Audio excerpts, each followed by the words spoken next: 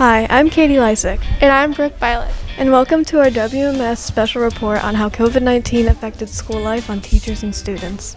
My name is John DeCramer, and right now I'm interviewing Miss McCann, the 8th grade reading teacher.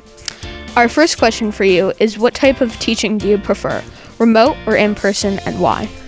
100% in person for a bunch of reasons, but I think that we have a better connection with the students when you're in person.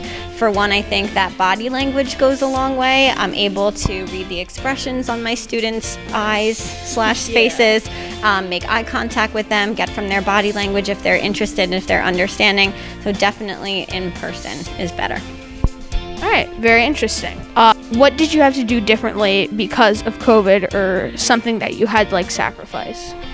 So what was one of the most challenging things for me last year during COVID was having limited resources to what was available online. Some books aren't online, so I had to find books that I could give the digital version to, and that limited the options of books that students could read. The other thing is, reading online is a very different skill than reading on paper, so I had to adjust a lot of the resources that I typically use. All right, so question number 3 is, when was the worst time for teaching during COVID last year? So what I had a really hard time with was the unknown of if we were going to be in school, if we were going to be at home, if the schedule was going to change. I never knew what schedule we were following. So for me, adapting to the constant change of in-person and at-home instruction in the schedule was challenging for me to get into a routine. Yeah, I remember last year we had so many different schedules. It was so for question 4, do you think students will have a better time this year than compared to last year? Absolutely. I think socially it's better. I think it's easier to focus on something if you're in an educational environment with limited distractions. I think people are motivated differently when the teacher is there and when their peers are surrounded. So yes, I think that students are going to do very well this year. All right, and our final question for you is, what are you most excited about this year?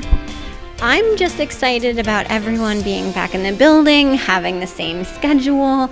I also am really looking forward to being able to do activities again, and small group activities that can be a little bit more hands-on and a little bit more engaging. I think I miss that. All right, well, thank you for letting us interview you, and It was a pleasure. I think we got some really interesting answers. So You're very welcome. I'm here if you need me. all right, I'll see you in 5th period tomorrow. There you go. Have a good year, everybody. Bye. Hi, I'm Emma Siddig, and I'm here with Sarah Speck, and we're going to ask her some questions about how COVID-19 affected her school life last year. So, Sarah, what type of learning do you prefer, remote or in person, and why? I prefer in-person learning because it's more interactive and I get to learn first person when I'm taking. So, what do you think you should have done differently last year? I think I could have been more organized and focused more. So, Sarah, what do you think teachers could have done differently last year? I think they could have done more group work because I think that's a lot more collaborative and it helps learn stuff. What was the most difficult thing for you to learn last year?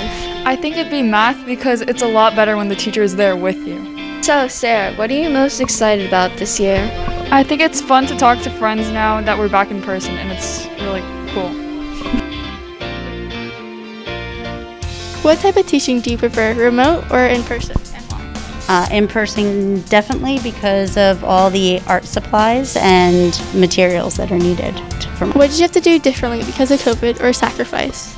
Well, we couldn't do sculpture and we couldn't do clay last year because everything was crazy, so we did a lot of drawing and painting and flat work. What do you think your students will do better during this year? Everything, because they have their supplies and we're in the room, so they get to do clay and all their art projects together. When was the worst time for you to teach during COVID last year? The worst time during the whole COVID thing was in March when we got kicked out of the school and we didn't have any supplies at home. What are you most excited about this year?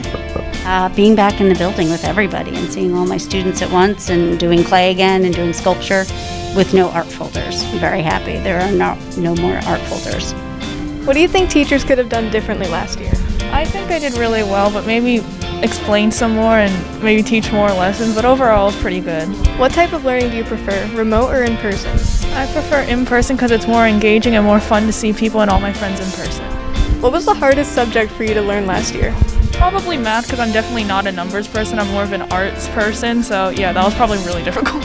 What do you think you should have done differently last year? I probably should have asked more questions and been more engaged because everyone had their microphones off and also their cameras, so it was kind of awkward. Those interviews were very interesting. What about you, Katie? Yeah, I definitely agree that in-person learning is easier than online.